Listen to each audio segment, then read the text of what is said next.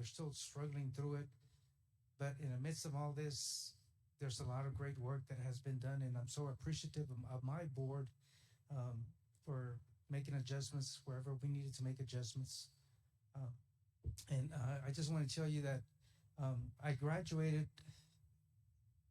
the first year when this school was built. I don't want to tell you my age, but I've been around for a long time. And it was the first graduating class. We did not have anything like this. I mean, we didn't have TVs in the, this is a cafeteria area, the commons area. You know, we have microwaves and, you know, we didn't have any of that. So we're so proud of the renovations that have been ongoing. And, you know, we try to save electricity by having LED lights and so forth. But again, each and every one of you plays such an important part in the community that this is a meeting that's long overdue, and I'm so grateful for all of you to be here tonight. Just want to, again, welcome you and tell you that plans are underway to have things kind of go back to normal. We're planning a prom, correct? Graduation, and you know, every day we're making adjustments here and there to make sure that everything's in place. With that being said, I want to give the mayor an opportunity to welcome each and every one of you as well. Thank you.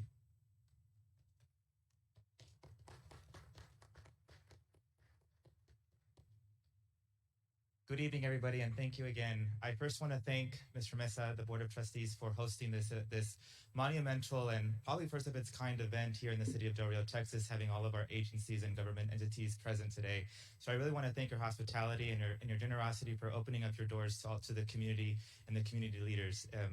And secondly, having been a graduate here of Del Rio High School back in 2001, I can remember walking through these halls and remembering that, you know, the smell, as we were describing earlier with some of my other colleagues from the city, it's very monumental that you've refreshed the auditorium and you've refreshed the cafeteria, and we have this modern approach to being a student here at the Del Rio High School. I never imagined anything like this, and you should all be very proud of yourselves and commend yourselves. So I'd like to applaud them first for their efforts to modernizing the high school. It's very much needed, and I look forward to the future vision you have in the other wings. That being said, this is a testament of what can be done when you have a vision for the future. And I commend again the Board of Trustees and the Superintendent for the vision and planting those seeds, beginning with the former Del Rio High School and modernizing that to what we have now as far as the administration building, and now what we have here as far as the Del Rio High School goes, but also extending that vision to having various programs in the school system. We have CTE, we have early college, we have very fine-tuned nursing programs here, and also not to mention the dual credit system that we have going on in a college. And I say that because that's the future vision of the school district. They have a long-term plan for the students and the student population. And I call this meeting the special meeting for all of our agencies to come in as a testament to that future thinking and that forward vision that we have. Judge Owens and I had several conversations during the winter event. We've also had very supportive and constructive meetings on the side as far as the entire community goes with our responses to COVID-19, the winter weather, and also the immigration crisis that we're currently facing here in our community. So this has been a broad topic as far as emergency response. The three topics that I just mentioned earlier are going to be something that we're tuning in today. I look at this as an opportunity for us to walk out of here with ideas, comments, maybe even some frustrations that we can use to enhance and possibly work through.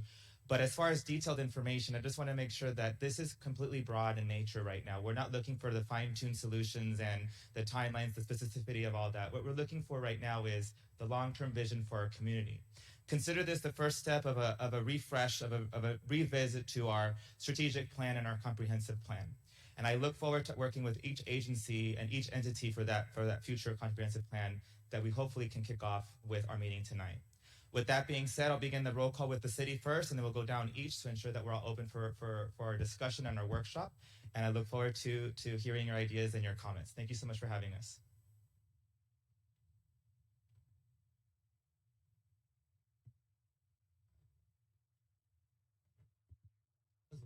Test. Okay, good.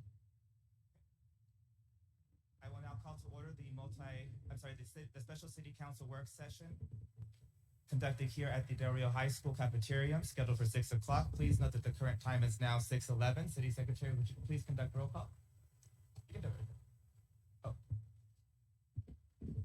Present.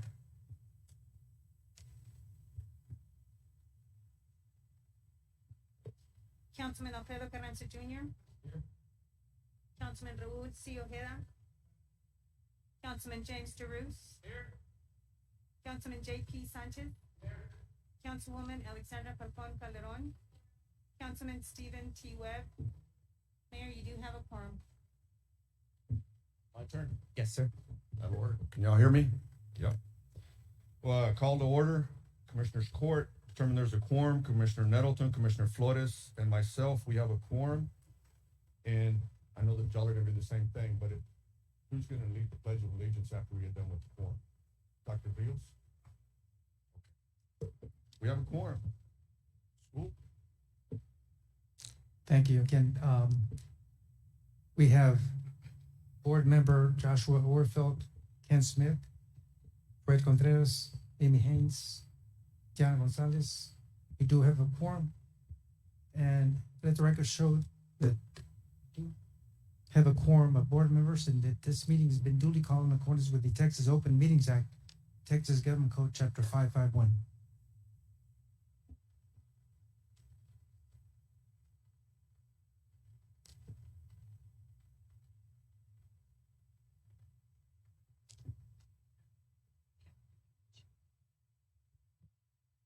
On behalf of the hospital board, we did not bring a quorum. This is the executive board present today. So there's going to be 3 members. I'm Dr. Aurelio Lane, Michaelana Hunter, Angela Prather, Al Arriola, and then our CEO, Linda Walker.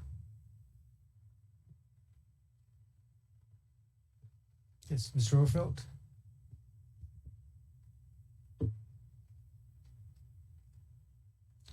At this time, if you would please stand for the Pledge of Allegiance to the United States and Texas flags. Pledge allegiance to the flag of the United States of Texas, and to the republic which stands one nation under God, indivisible, with liberty and justice for all. I'll do the Texas one too. Honor the Texas flag. I pledge allegiance to thee. Texas, one state, under God, one and indivisible. Thank you. I must have missed that class. I learned that. That's what I just thought. Yeah, I need to write that one down.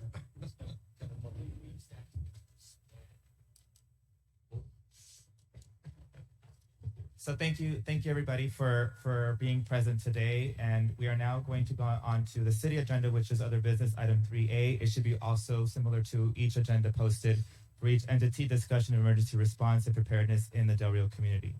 Again, I did give a preface earlier today as I introduced the meeting and thanking the school board. I'd like to just go ahead and just jump right into the background of this meeting. Judge Owens and I did have several conversations during the winter weather event as far as the planning and the needs for this community. And I want to thank every group, every individual, every first responder, every piece of the puzzle that helped us get through the winter event that was unprecedented in nature. And we didn't have just one, but we had 2 winter storms in the same week.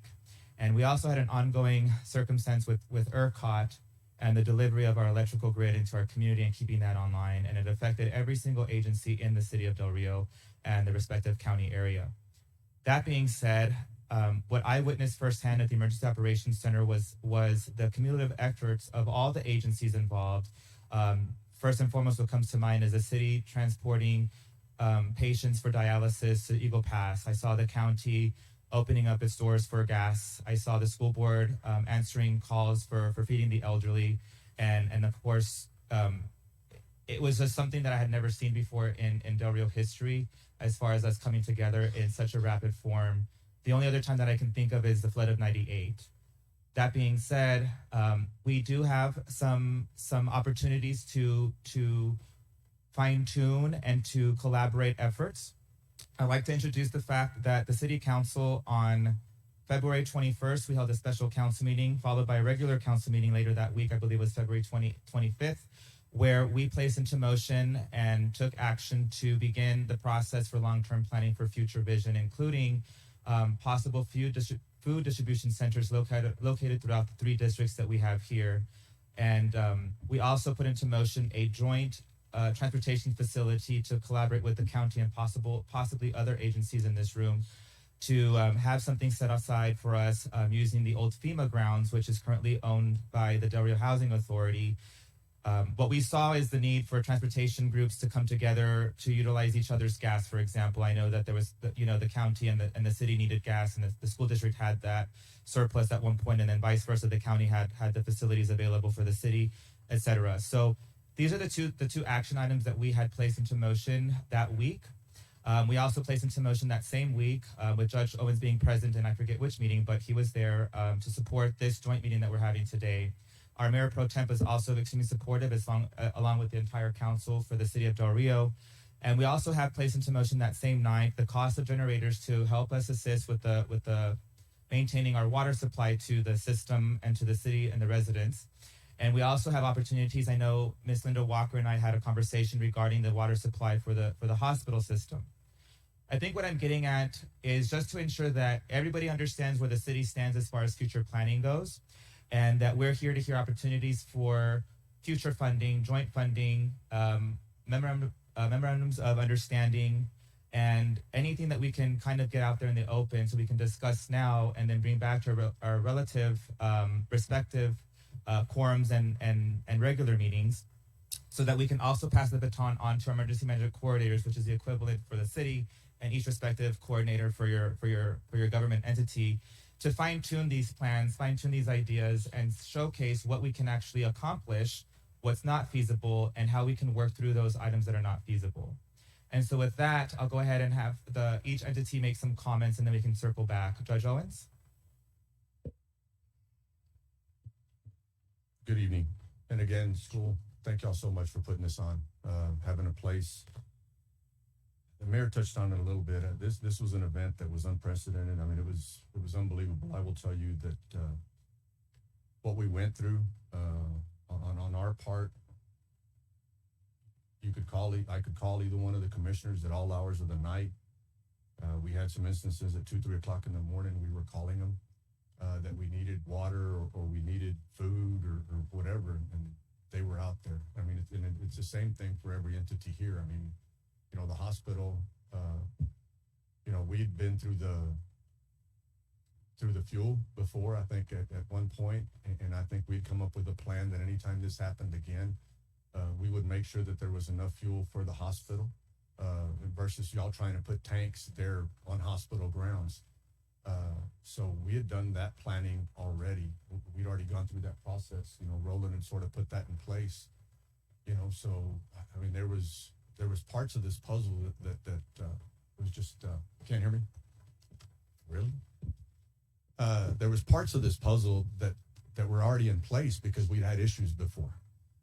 So the city with their fire trucks, and then the county with water trucks, and the hospital just staying open. I mean, it's unbelievable what everybody went through, and we all have our own little stories. I mean, we had one night that, Dr. Rios called and said, now, we have water. What are we going to do with water? Do y'all need it? And within a matter of, I think, 2 or 3 hours, we picked it up. And then there was some distributed, at the Joe Ramos and well, it was all distributed, but I think the Joe Ramos and also at Valverde County Fairgrounds. But again, I mean, the way all the pieces came together was unbelievable. I can't say enough of the hospital, the school, and the city. And it wasn't any one group. There was no egos involved. It was just sort of, we've got an issue, and how the hell are we going to solve it? And it was amazing. People don't understand what is it that we go through as elected officials when something like this happens, whether it be the pandemic, whether it be, the storm. It just, people don't understand. They just figure it's supposed to get done, and it did. Did we have some shortfalls? Of course. Are we going to try to make it better? Of course. But in saying that, I will tell you that I am part, get real emotional here, but I am part of, and just like y'all are, but I am part of a group that you just can't say enough. And when we were out there, hell, you were giving out water and food and everything else. Commissioner, you went to Comstock, you were providing fuel, and it was just a team effort, not only on our part, but on everybody else's part. So I guess, I want to thank y'all. I mean, it was amazing the way we came together. I know that no matter what we do, we will be criticized for shit, but it's one of those deals, and I'll try to keep the cousin to a minimum. But, people don't realize everything we went through. I mean, we had people with no light. We had our own elected officials with no light, no water. We were living the nightmare with you. So again, I mean, I think this meeting is a good meeting, and again, it's just unbelievable. People don't realize everything that we went through. But I want to personally thank every entity, and of course the court that I'm part of. We work well hand in hand, and everybody that we called, I mean, they were there, and it didn't matter what time of the night, from taking heaters to taking extension cords, taking generators. I think we all had generators and heaters, anything that we could find, we had out to people that were calling. We just didn't have enough of it. But I want to thank everybody. Thank y'all so much. Dr. Rios.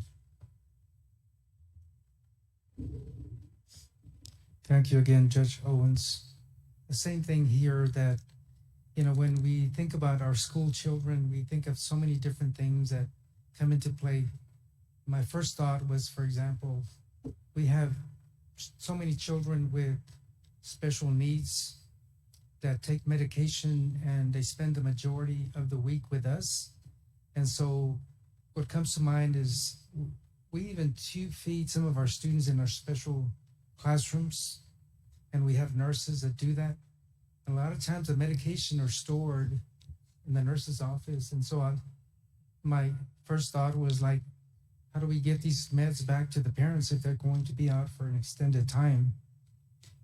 And then all the other services that we provide, whether it's mental health, nutrition, we have autism in our schools, and they receive services, whether it's physical therapy or sometimes medication that is done by a registered nurse. And so those are the first thoughts. And it came to mind that we need to keep a log of all these students that have special needs, to check on, make sure that they have the meds available. Because again, as I mentioned, sometimes they bring most of the meds to school because we either administer them or they spend the majority of the day with us. I think one very common need that we all had was, we needed some water. And at one point, I know that the Park Service had a well right in front of their offices that they had well water for, just basic needs, washing dishes, flushing, and so forth. But the other areas that come to mind are nutrition. We have cafeteria personnel, but the majority couldn't get to the services. We didn't have electricity, but we certainly could hand out sandwiches and things of that sort, cold sandwiches, for our students that are in need. We have one special program that, Head Start, they have a monthly meeting with, it's called the Interagency Community Meeting. And so they have special people that are providing services in our city, and points of contact, and they keep a log of all. It's a big old book that we have. So if we can't do it, we'll call someone that might be in housing, for example, to provide shelter or special requests that we're not able to meet. And I mentioned mental health.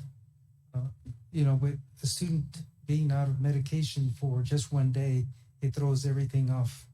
They have to be on their meds regularly, and there's so many different areas that come to play. When it comes to our students, I mentioned, for example, it's Head Start that does home visits, and some of these teachers, when they make a home visit, they find out that some of these families do not have utilities, do not have washing machines and dryers, and so this is where the interagency group comes in because they make referrals. And sometimes it's the city, sometimes it's the county, sometimes it's the Lions Club and so forth. But we find the services for our young people. And I think, to keep a database of all the students that have these special needs and all the ones that are receiving services, whether it's, we have people that come from Region 15 Education Service Center to provide physical therapy, for example. And they have to keep a routine, especially if they've had, major fracture and or immobilized. And so that's what comes to mind. But I know that we did have a lot of cooperation from all the agencies, and there's times that we shared, diesel fuel, and I think the time comes where, we could certainly ask for generators, and I've always mentioned housing because a lot of our kids come from housing units that might be able to have those shelters where we could provide the sandwiches and cold meals to them. And you'll see the buses everywhere. I mean, every park, it seems like, of the city, you'll see a bus there with meals if we're still doing that. But it was a special time where transportation was difficult, getting the employees to be able to have, we couldn't have the warm meals because we didn't have electricity and the means to do that. But there are ways of providing meals, such as sandwiches. Anything else that you wanted? Yeah, I'll pass it on to the hospital. Thank you, Mr. Missa.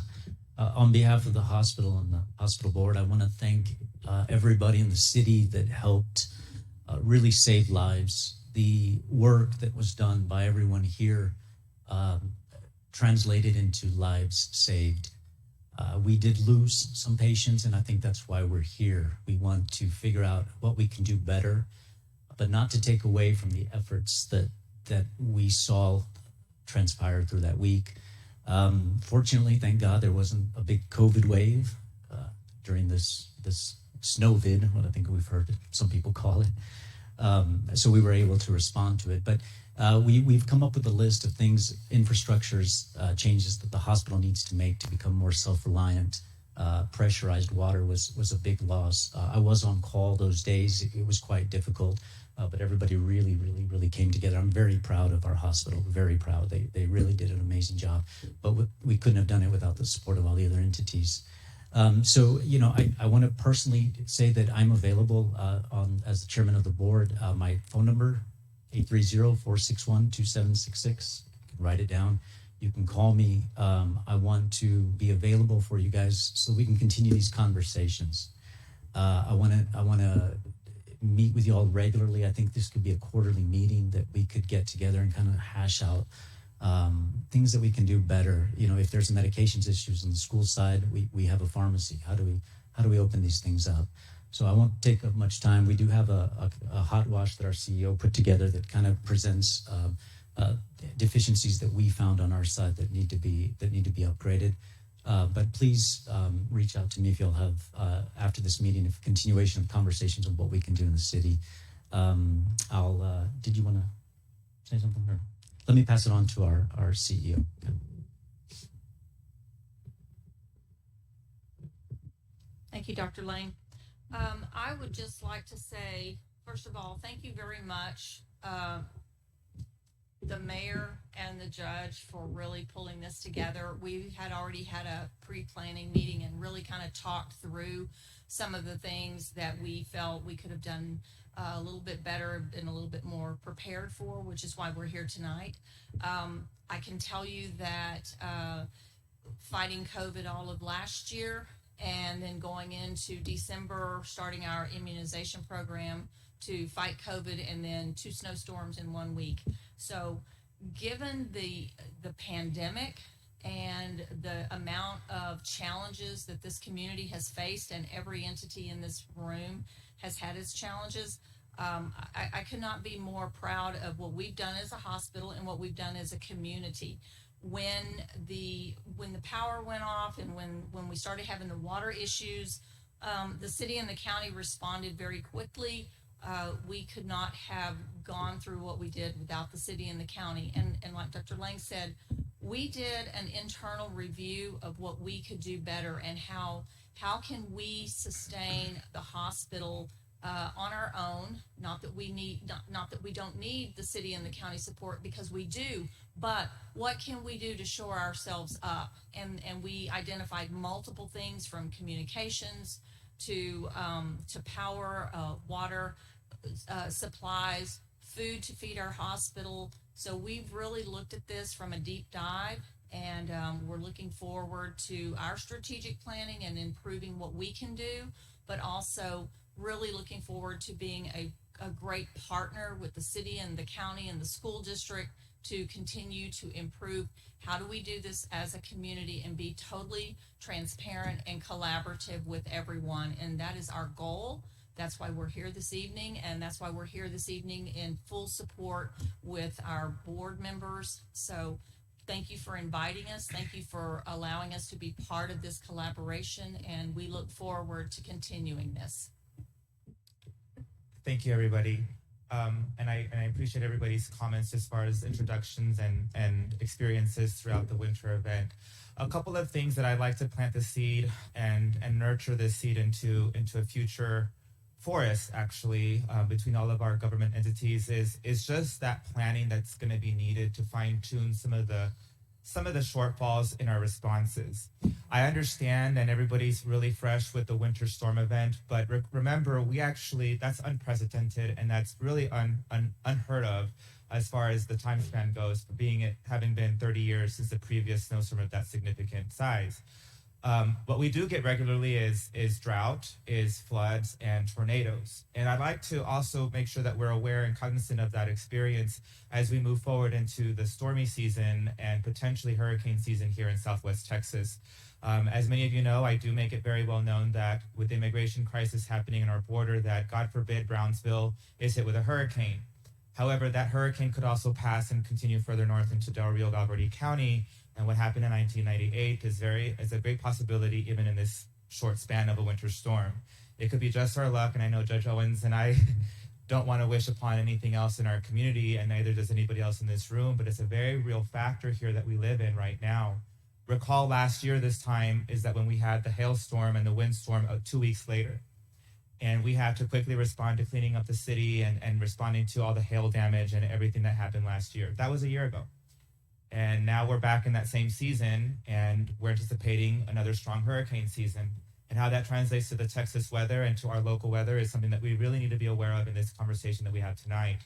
Again, I understand our passion right now is a response to the winter storm event, but how can we apply our responses and our learning efforts tonight into the also varying measures as far as weather catastrophes in our area?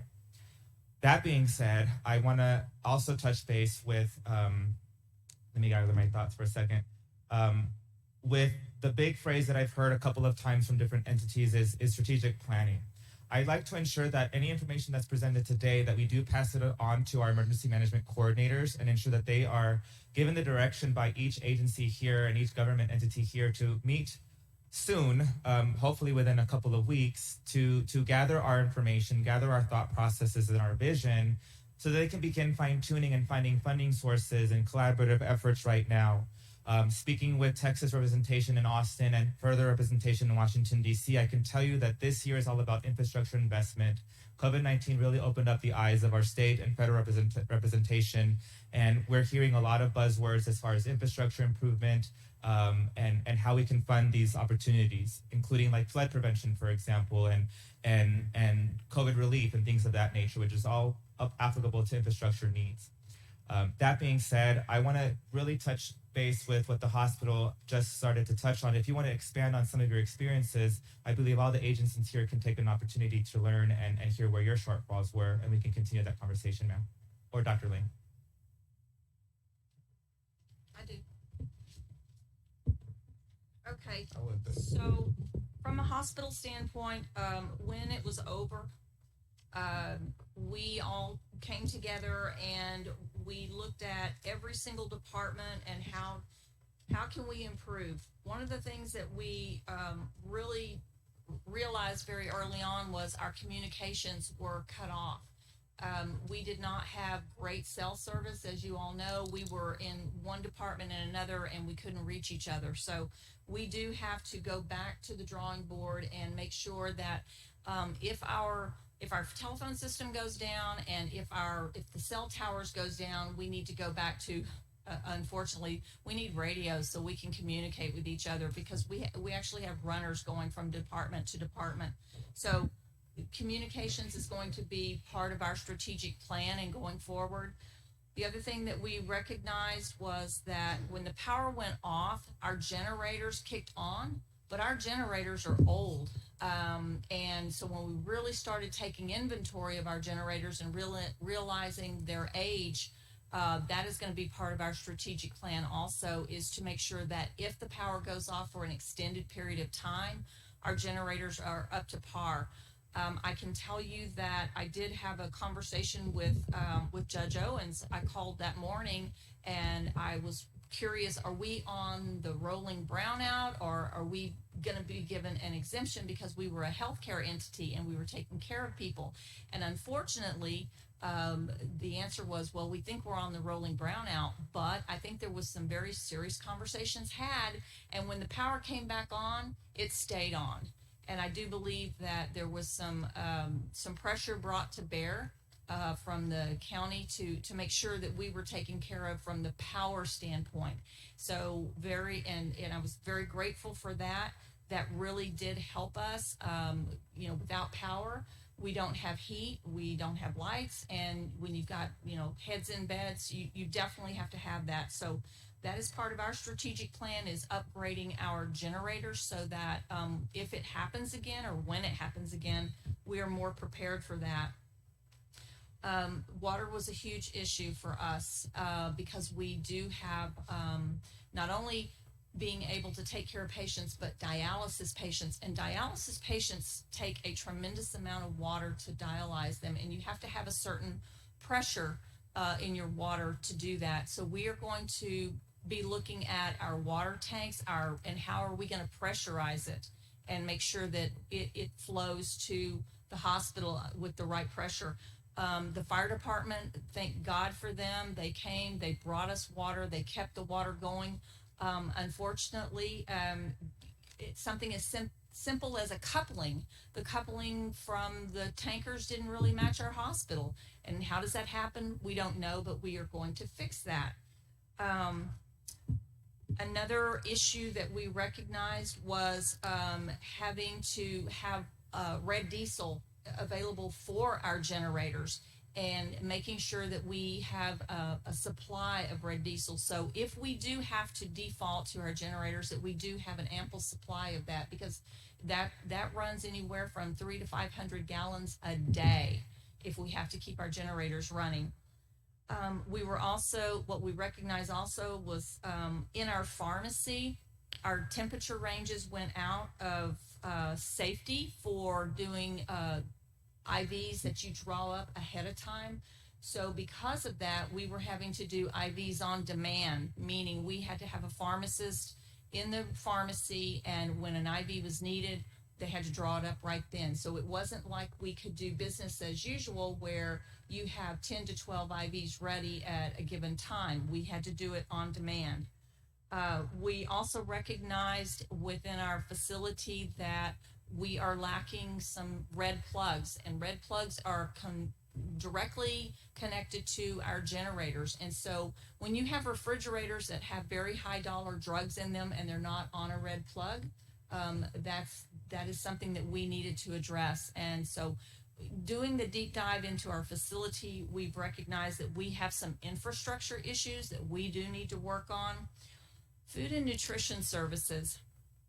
Our food supplies didn't get delivered for a week, and so we had to become very creative with what we had on hand. And I can tell you that the day prior to the snowstorm, we were having conversations with our food suppliers, and they weren't willing to drive in the snow. It was going to be a huge snowstorm, and we were not going to get deliveries for 4 days. And so our team got very creative, and we did manage to take care of everyone properly. But what we have recognized is that our par levels probably need to be increased. We need to have more non-perishables in our facility. We also need to have more water on hand, because that was also an issue for us, having enough bottled water to not only take care of our patients, but take care of our staff. Staffing during a snowstorm was another issue, because we had staff that could not get to the hospital. And so we had, we deployed some of our employees who had 4-wheel drives, and they were actually going out and picking up our staff with their overnight bags. We converted one of our buildings to an overnight hotel to get our staff in and get them to stay there and keep them safe while we were taking care of our patients. Our emergency department, we were trying to, people were coming to our emergency department to plug in their oxygen and to plug into, and just to stay warm. And I remember having a conversation with the city and the county about potentially using the Civic Center just so people who didn't have power could go there, plug in their O2 concentrators, stay warm, and still be able to maintain their oxygen, because that was another issue. The oxygen supplies in town were being greatly diminished. And so they opened up the Civic Center, a couple of the rooms, and people within the community could go there and plug in their concentrators and continue their O2. We had people in our ER waiting room, but we didn't have enough space for everyone. Our lab, our chemistry analyzers run on water. You got to have a lot of water to run those. And again, that was probably one of our larger deficiencies that we really have to take a close, hard look at. So from a high level standpoint, we have about 8 strategic initiatives that we're really going to be looking at, improving upon, so that when the next catastrophe occurs, and I hope it's not anytime soon, then we'll be more prepared for it. Dr. Lang, any other comments from you? Okay, thank you. Thank you, Ms. Walker. Much appreciated for that feedback and information. I'll go ahead and pass the baton to see if there's any other deficiencies that maybe the school district had, or did you want to comment? Oh, Karen, you want to go? You want me to go? You want to go? Are you sure? Okay. One of the things, and you mentioned a little while ago, Ms. Walker, that the radios, when the cell phone towers went down, it was like, now what? We're tied to them, and it didn't do any good because we just couldn't talk to each other. It's like almost sending smoke signals. And when you were able to get a conversation going, it was like, well, where are you going to be so we can meet up? Because we can't. And that was the extent of it. Is like, well, we'll be in Walmart parking lot, or we're going to be at HEB, or meet me at the precinct 3 yard or precinct 4 yard. I mean, it was difficult. And I will tell you that this court set aside money for generators for every one of the towers that we have, to put in new generators, because some of them did fail. That we did have generators, but some of them didn't work. So we're looking at that right now, and we've already set money aside for the generators, and our purchasing agent is already, we should be getting those soon. One of the things that we came across, I think the school, we could go get your diesel, but we didn't have no way to get it out of the ground. Once we got over there, it was a 125 amp double pole breaker, and we didn't have a generator that would run it. So we will have a generator that will run your pumps. That way, next time if this goes down, we have I think you said about 4,000 gallons in the ground of diesel.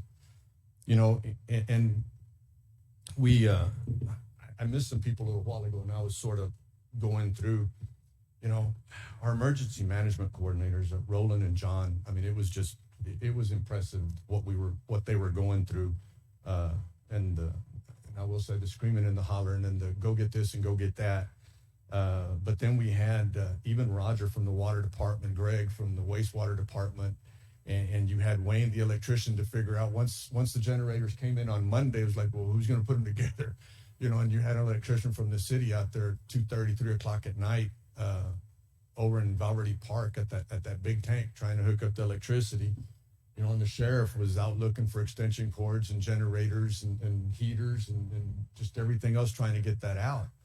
But I think, the stuff that we're looking at was the communications. We're going to do a better job with our communications. We've already ordered generators. And, at that point, it really, we need to talk to each other. I mean, it's one of those deals. It's fine, being able to talk to the court and the sheriff and fire department, but we need to be able to talk to each other because, we couldn't do that. You mentioned red diesel.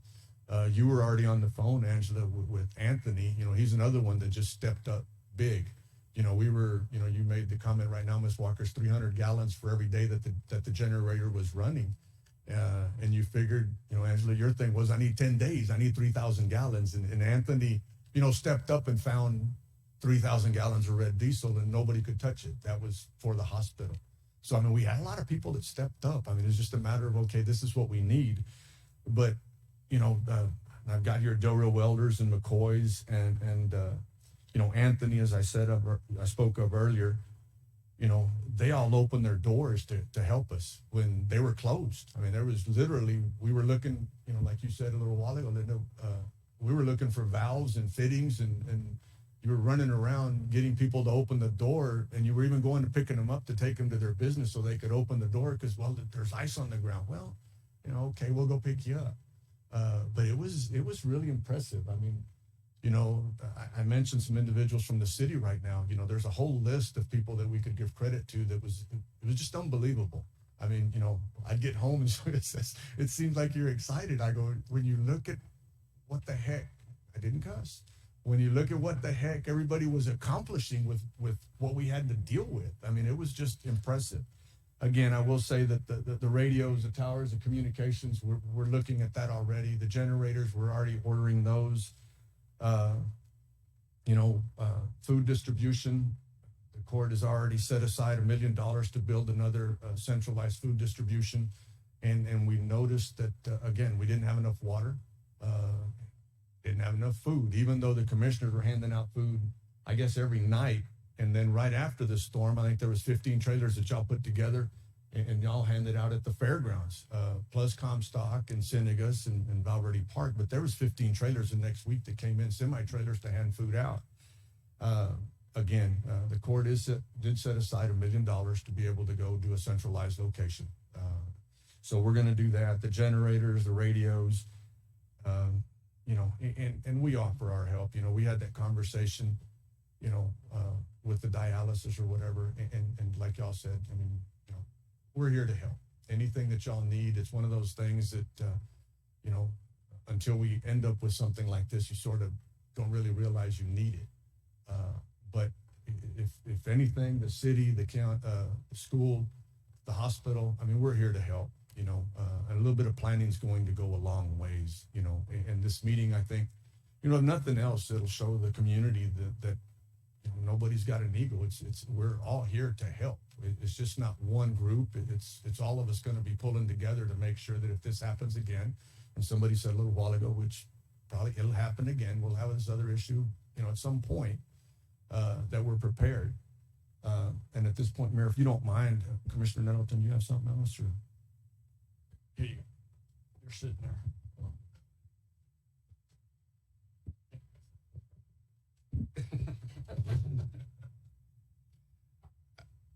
I just want to say, like the judge and the mayor and everybody else, everybody did a phenomenal job. But what we have to do is realize that the state is not in a position, or the federal government in a position to help us for 7 or 8 days. So we have to get in a position to be able to provide our community with the things that they need for at least 7 to 14 days. And that's what this conversation is going to do, is start looking at those long-term issues, which is food, water, communications, those types of things. We're not going to be able to depend on the state or the federal government to come in. We learned that lesson in this winter storm. We have to be prepared locally to be able to deal with those issues by ourselves. There's not going to be anybody there to rescue us. There's not going to be anybody there to help us. So the things that we're talking about here today are phenomenal things. And as we work together with good levels of communication and generators and things in the proper places and water where it needs to be and food distribution, it amazed me that even after the storm was over with, you still couldn't get food in the grocery store. You still couldn't get supplies in this community for weeks. It was kind of an eye-opener that a state as great as the state of Texas completely came to a halt over 12 inches of snow. And it makes us realize that we're out here alone. We're 3 hours from the closest community. We're going to have to figure out amongst ourselves how we're going to put in place the pieces we need to keep this community functioning for at least 7 to 14 days. And these conversations we're having are great conversations, and listening to all of the different agencies and different elected officials talk about going back and looking at the problems that they had and start addressing those is a great start in the right direction. And so I think as we continue this process and continue having these, I agree that these probably meetings need to happen at least quarterly and keep updating each other on where we're at. But we have to look at the key things: food, water, communications, fuel, and put ourselves in a position that we don't have to depend on anybody else for a while to be able to function. I mean, we brought in a lot of trailer loads of food from the food banks at different locations because people couldn't get food. And those are essential items that we have to be able to provide to this community. So I think we all kind of woke up and really learned a lesson from this. And we will have another one. We've been through it in 98. We've been through it with this. We'll go through it again. So I'm really impressed with what everybody did and where we're at as we continue along this process.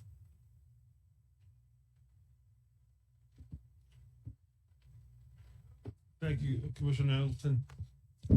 I have a suggestion, and we talked about it before, because I think what Commissioner Nettleton said resonates with all of us. We have to be prepared to provide for our community from about 7 to 14 days. And everybody has gone back and seen what we could do different within our own organizations. But as a community, there's a whole lot of other people that were touched in a bad way through this that necessarily didn't have to go to the hospital or didn't necessarily need from one of our agencies, but the community as a whole was touched. I suggest, and I hope that every entity will agree, if every entity will designate one person of the administrative type and one elected official, and we can have just 2 people from each entity come together and work on a MOU that addresses how the community can exist as healthy as possible, 7 to 14 days. We can draft an MOU and then bring it back to our own entities once that group of 8 people agrees on it, and then for more feedback. And if everybody can live with it, we approve it. And then we know that if something happens again, whether it's a flood or a storm, we flip Condition Zulu, and every entity knows what to do to pitch in to have our community exist healthy for 7 to 14 days. And it's not going to cost us anything because everybody's already, well, it might cost us something at the end. I shouldn't say that. But everybody's already thinking of what they can do different. But if we could put a plan in place so that when it happens again, we just flip a switch and everybody does what it has to do. And all we have to do is every entity go back, adopt a resolution where you will dedicate one elected official and one emergency coordinator or whoever you want to do to represent. We'll come together and we'll draft something, and then everybody will go back, review it, and hopefully adopt it. And then when this does happen, we're already prepared. It's just, I come from the Navy background, and that's what we have. When something happens, you go to this condition, and everybody knows what they have to do because we've agreed on it, and we've even trained on it ahead of time. And the areas that we should address is obviously water, power, communication, food. I think those are the essential ones that'll keep us going, but it'll take all of us to do it. So I hope that everybody will agree to it, nominate one elected official and one administrative type, and designate them the authority to move forward and put together an MOU. And I know it'll go a long ways. So that's my recommendation. Mr. Mesa, yourself or anybody else on the board that wants to comment?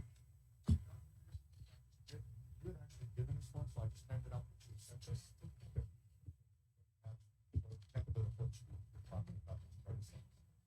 So I hope we'll go back and take some action on that, and it'll go a long ways to actually put it on paper and have a lot more dialogue.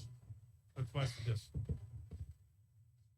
Yeah, that's actually a phenomenal idea. I think that just goes to put into motion what tonight's meeting is all about, to put an elected official and a respective administrative personnel such as an EMC equivalent. I think that's a great start, and I will definitely have this as a line item at the next council meeting, or we have our next one on April 27th. So please take a note, staff, to put that on our agenda for April 27th.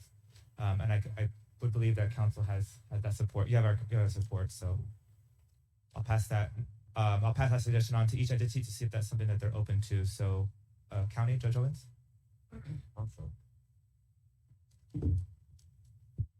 I'll put something on the agenda also, and I don't know whether it looks like we're actually broad enough on what I put in there. David, correct me if I'm wrong, that we could probably set some people up in order to go ahead and get that done tonight. After everybody speaks, we could probably take action on that tonight. Yeah.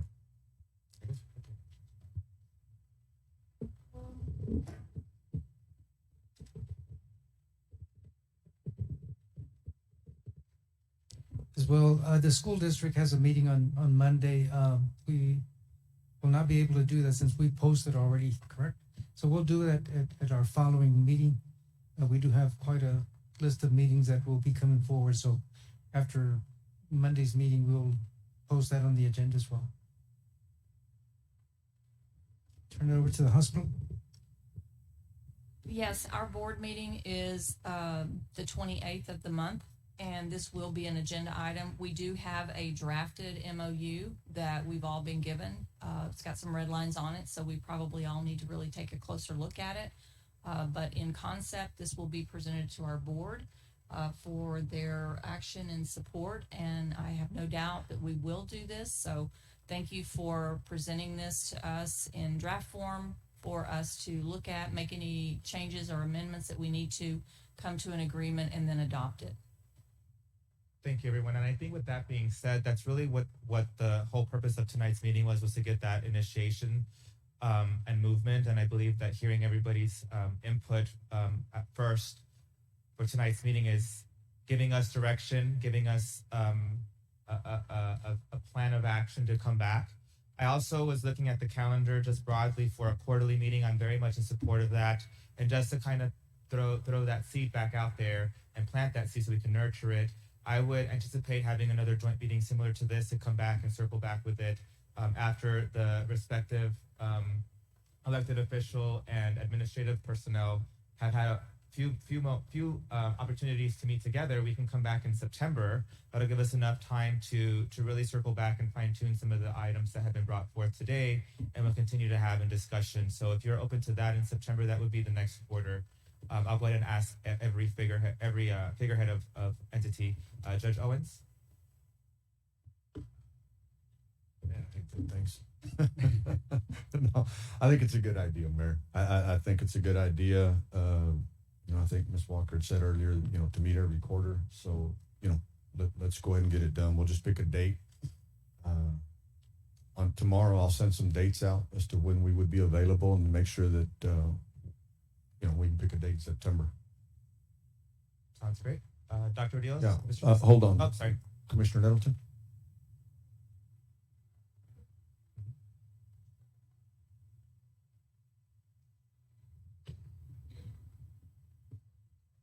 There you go.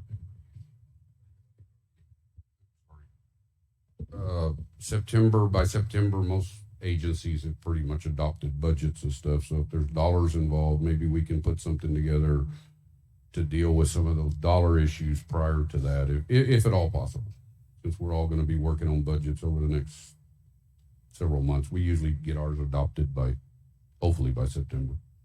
What I would suggest to that, if I can comment, is that if we're going to move with an elected official, administrative person, we can technically start having that conversation now, and then formalize it in our respective government groups, and then we can start meeting as soon as next week, for example. Go ahead. Would y'all mind having that meeting, say, in August? That way it gives us a little bit of time to We can do that, yeah. to deal with our budget. That'd be great. I was just trying to make sure that we get it in the quarter, but as long as August works for me as well, we're still far enough ahead. If we can do it in August, I mean, we'll file our budget sort of the last week in September, but that way it gives us a bit of time in case we need to put something in there. I'm in favor of that. Certainly. Judge Owens, any other comment with that? Okay. I think we're good. Okay, I'll pass it on to the school. Closing and opening school is the busiest time for us, so I'm glad August or September will work for us, but I think we'll be okay in August. We'll be sure to take that into consideration and not do it on the first day of school. I would hate to burden you any further with that, but we'll definitely make sure. I appreciate that. So, thank you, sir. Thank you for that. And Dr. Lane, Ms. Walker? Yes, we will be more than happy to participate. Just let us know what the date is and we'll be here. Okay, perfect. I recognize that there may be some comments that want to be made from our respective agencies. I'll open up. I'll allow each chair to have a few moments to have any further feedback from their non-figurehead if they would like to make additional comments. And then that would basically conclude this meeting, since we do have some homework for each entity to do. So I'll begin with the hospital. Absolutely. Thank you so much for being here. Thank you. School district? Same. I just want to say that, for some time we've been talking about getting together and planning, and I think this is the time to do it now, where we have experienced, an extreme event. And as Mr. Nettleton said, there'll be others. And so there's always the first time to get organized and be better prepared for the next one. So, yes. Thank you, sir. And Judge Owens, County?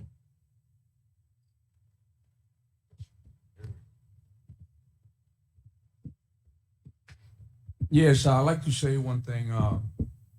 In the future, in case of an emergency, I think the number one tool would be team effort, communication. We don't communicate, we don't work together, we're not going to be able to help our people. So that's what I got to say. Well, he didn't drop the mic, so we're good. Right, drop it. Again, I mean, we've never had this before. I mean, it's amazing. I mean, and our constituents really need to look at this, and that we're pulling together all of the elected officials, individuals that are not elected that you see back in the back, our emergency management coordinators. And I keep looking at Angela over there. I mean, it was one of those deals that people really need to be proud of the individuals that they've elected, and the staff and the individuals that are sort of in the back rooms type deal that we don't really give enough credit to sort of pulled all this together. Again, unless you were there, it's just, you just don't get the full effect of what, trying real hard not to cuss, but of what was going on. I mean, it's like everything that we had, the sheriff the other day asked, what else can go wrong? And be doggone if something else didn't go wrong. It's like somebody needs to kick somebody next time they ask what else can go wrong. It's bad enough, we're all dealing with our own little issues, and I'm sitting here looking at Dr. Lane. We got a perspective, Dr. Lane, of a little bit what y'all go through at the hospital. My nephew came in from Boston, and some of the stories that probably, well, not probably, that y'all are going through. And then on top of all that, then y'all had no power, had no water. I mean, but it worked. I mean, at the end of the day, you made it work. Again, people don't realize this. I mean, I don't know. It's amazing to me, with as bad as it was, that it could have been worse. But I mean, everybody pulled together and got it done. Again, hospital. I mean, just with the pandemic and everything that we're going through, to throw the winter storm on top of that. I want to thank y'all. I mean, you got the little hero signs and everything. A hero lives here, everywhere, and people don't believe that. They need to walk a little bit in y'all's shoes. Thank y'all so much. Thank you, Judge Owens. Council colleagues, would you like to say a few comments? Okay.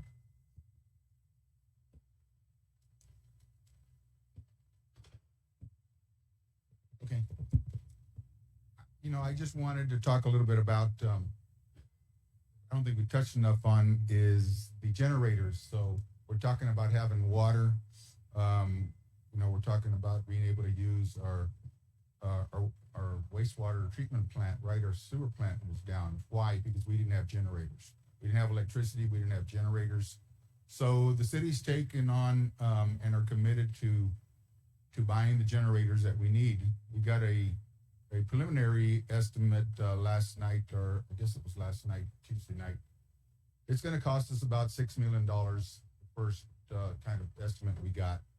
So we got the big generators we need for the plants, right, for the water treatment plant, for the sewer plants, but there's 17 or 20 some odd lift stations that go along with the wastewater treatment plant. So it's going to cost us quite a bit of money, but we're going to look for some help from our federal agencies, maybe the state agencies.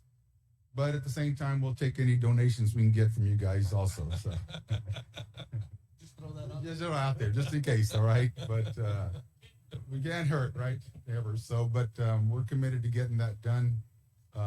It's been just put off way too long here in Del Rio, and that'll, if we got water running, then the hospital's not going to be hopefully without water. And if we can all use the restroom, everybody sure feels a whole lot better if we can get that done also. So that's all I had. Real quick, we were being nice by not talking about the generators, but I will say something that is impressive for you to bring that up. It's nothing like fixing something. You can't really admit that you can't fix it unless you really admit there's a problem. So as far as I'm concerned, thank you so much. And I know that y'all have been talking about it, council members. Just one of those deals that gonna fix it, So for bringing that up, Mr. Carranza, thank you. Sure.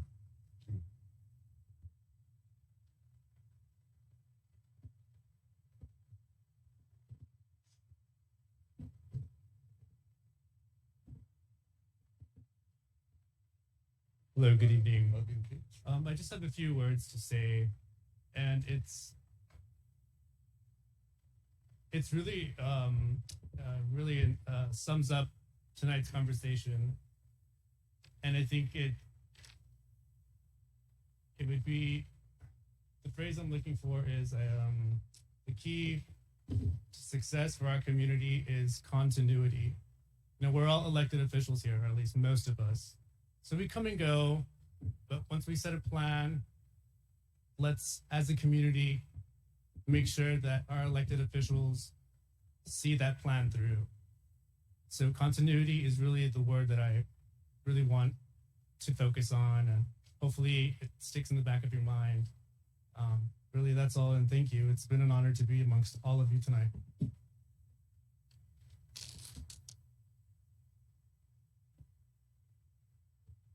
Thank you, council colleagues, and thank you again, all of the agencies and government entities that are present tonight.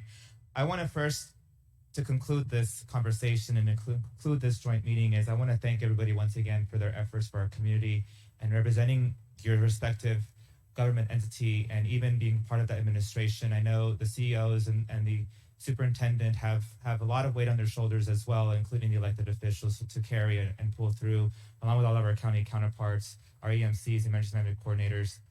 I want to also highlight the what I witnessed firsthand at the Emergency Operations Center. If I open the doors to all of you in this room to go visit one day on your lunch break or some after you finish your work day, go visit the Emergency Operations Center and see the investment that the city has committed to before this event. I walked into an emergency response center that didn't even have the computers online, and we now have an operation that brings in the city, the county, and all of the emergency response, including Laughlin Air Force Base, Border Patrol. We had everybody present during the first few days of the event. And I really want to highlight that it takes a community to really support that investment. And this city council is committed to that investment and ensuring that our Joint Emergency Operations Center is functioning. I know that one of the topics that we discussed earlier was radio technology. I can tell you that we have several opportunities to invest in our areas, and those investments for radio technology will only enhance our region. If we're going to be continuing on with highway expansion efforts, for example, TxDOT and DPS will welcome these enhancements for radio technology. So we're thinking not just for our area and our city, we're thinking for long-term investment for all of our agencies that support us. One thing that I really want to highlight is Commissioner Nettleton's comment about 7 to 14 days of sustainability. That's the point of this meeting tonight. That's something that we all witnessed firsthand. When we were cut off from the rest of the world, yet we were still affected by everything that the rest of the world brings us. COVID-19 did not go away just because we were cut off from the rest of the world. Lack of being able to provide electricity and food did not go away just because we were cut off. So I think being self-reliant is something that we really need to get behind and support as we continue to move forward with the planning purposes. There might be some costly needs that need to be met because of this investment, but it's something that we can invest for our future, and it will enhance every single person in here, their quality of life, and all of our respective community and citizens that live amongst us.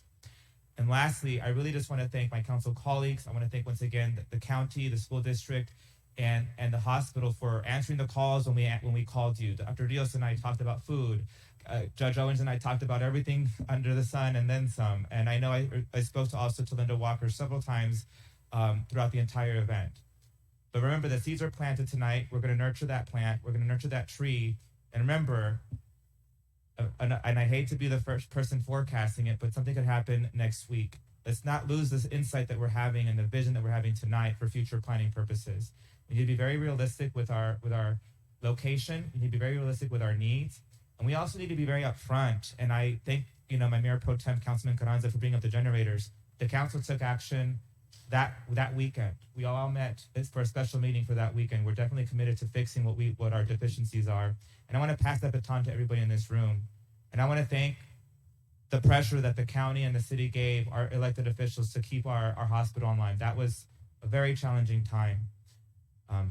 And with that being said, I just want to thank everybody again for coming tonight, taking some time away from your families to continue to do the job that you do and being part of this community. Thank you, everybody. And I will now conclude and adjourn this meeting on the city council side at 7:14. County? I don't want to go home. No. Commissioners, y'all have any other comments before we close this? Good? Sheriff, we're good? We good? Roland? Good? Commissioners Court is now adjourned. San Felipe Del Rio Board of Trustees. Board meeting is adjourned. Thank you.